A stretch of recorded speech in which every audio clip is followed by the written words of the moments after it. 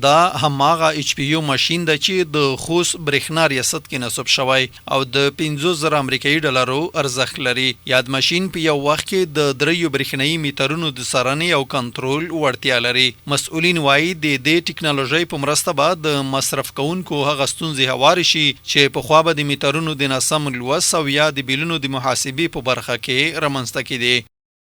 یک پایه دستگاه 3 متره که همزمان قابلیت چک 3 پایه متره در یک مقطع زمانی داره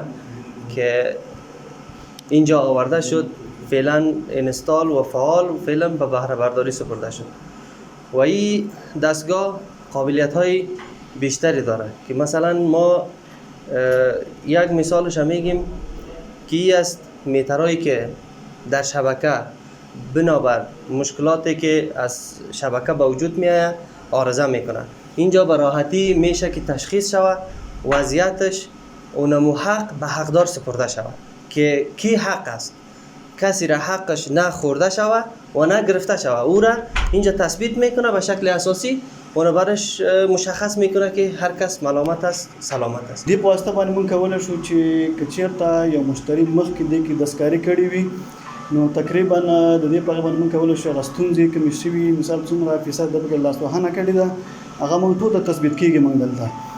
او هغه ستونزې چې په خوا دوی درلودلې او د مکتوب په اساس په مقصد پکتیا ته لیږل یا مرکزی برېښنا ته لیږل هغه ستونزې لله الحمد د خود برېښنا ریاست په داخل انګړ کې به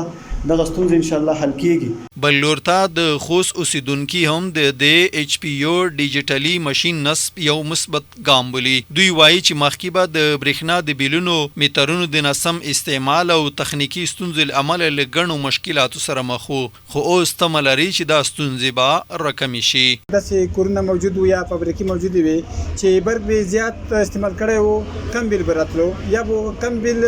راغلی او برق به زیات استعمال کړی وو، نو زړه کې به شک وي. نو اوس الحمدلله دغه ستونزه حل شوه، برق ریاست پرمختګ کړی ده، دغه ماشینې راوړی ده. نو هغه څوک چې زړه کې شک درېږي چې مثال موږ برق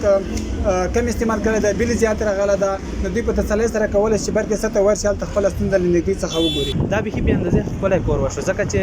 دوی خلکو څخه لکه ټینشن شوي خلکو ته اندېښنه درلوده چې د پیسې ولې دومره ډېر راځي، خو ډېر ښه کار وشو. دغه اوس ستونزه حل کېږي،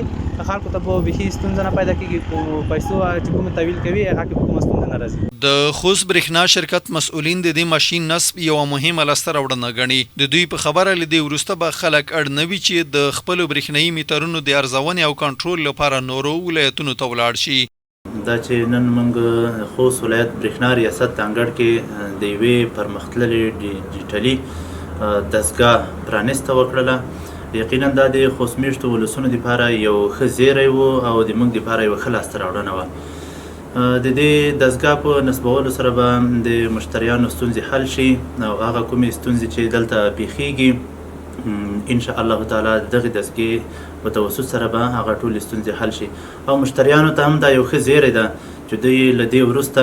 د دغه تکلیف نه خلاص شول چې بیا دوی مرکز کابل ته د دغو ستونزو د عیب معلومولو په موخه باندې سفر وکړي. د یادونې وړ ده چې پخوا به د میټرونو د کنټرول چارې د ساده وسایلو په وسیله ترسره کېدې چې د مصرف کوونکو ستونزو ته یې بشپړ ځواب نشو ویلی، خو اوس دا بهیر د یوه عصري او ډیجیټلي ایچ پی یو ماشین له لارې ترسره کېږي چې ورسره به د برېښنا د مصرف کوونکو ډېری ستونزې حل شي.